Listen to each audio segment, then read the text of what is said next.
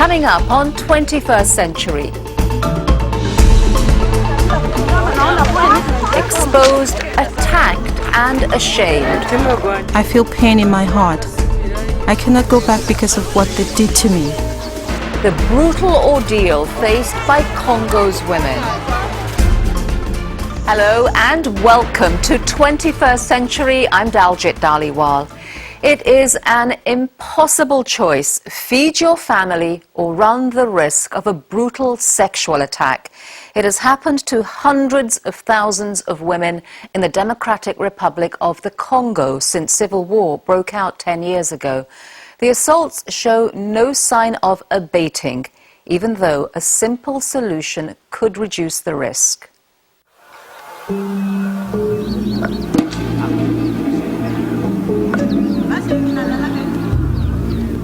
Above, a brooding volcano. Below, the forest, traditionally a place of refuge and shelter. But in this forest, in the eastern part of the Democratic Republic of the Congo, day after day, women are forced to take a desperate gamble. All they need is firewood, a bundle of sticks, so that they can cook food for their families. But this search exposes them to unspeakable violence. We have to go to the forest for firewood so we can eat. We just don't have any choice. Mawazu and women like her have lost everything because of war. They walk miles to the forest for wood, often travelling in groups of 4 or 5. If they're unlucky, they'll encounter men with guns. Forced to flee, they'll scatter in different directions. The weakest and the slowest will be caught. 5 of us were in the forest. When I tried to run, I fell, and men caught me and raped me. A brutal attack could come at any moment. By marauding militia groups raping at gunpoint. The results are often horrific.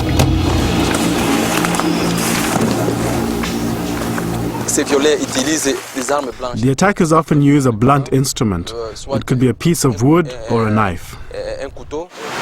Dr. Bienvenu Kuyunga is the admitting physician at the Heal Africa Hospital, where victims of attack come for treatment. For example, there's the case I've just examined. She told me the attackers were looking for money. They thought she'd hidden some in her vagina. I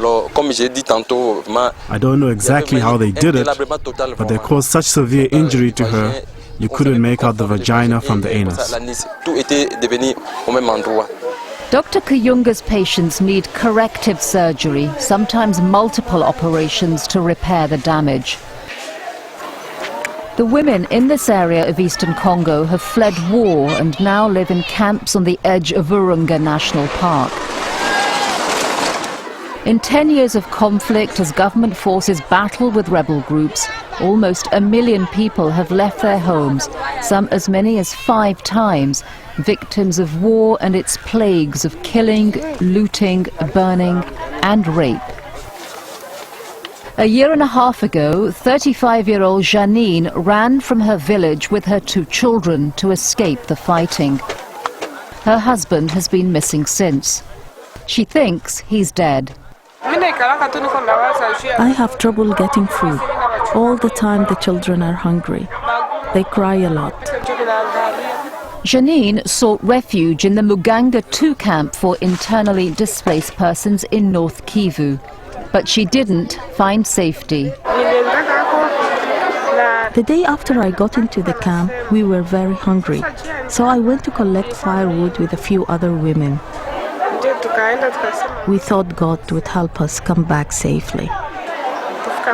But I was raped. The result of that brutal encounter is her baby son. The name she gave him is Thanks. Thanks. I called him that because I give thanks to God for everything that happens to me. Janine and her 3 children sleep in a small hut that sits on lava rocks. Since the attack, she's been too traumatized to venture into the forest again. When something bad has happened to you, there is nothing you can do about it. There are more than 14,000 people living here in makeshift tents, struggling to survive. Across North Kivu in Congo, there are over 90 camps, and few of them are free of danger. 1 in 10 women here say that they have been raped. It is just the top of the iceberg. Ibrahim Akoli of the UN Refugee Agency. From January up to end of February, there were more than 4,000 cases of gender-based violence. In all, hundreds of thousands of women in Congo have been sexually assaulted. For the survivors, the psychological scars are as deep as the physical ones. Untamatonde's village was overrun by rebels. It happened a lot. Rebels coming and raping women. If people had known they were coming, we would have run away. But that night, we didn't know. The rebels raped 54-year-old Untamatonde as well as her daughter-in-law. Then they took her clothes and burnt down her house. She's left with an overwhelming feeling of shame. I feel pain in my heart. I cannot go back because of what they did to me. 3 people raped me in front of my son.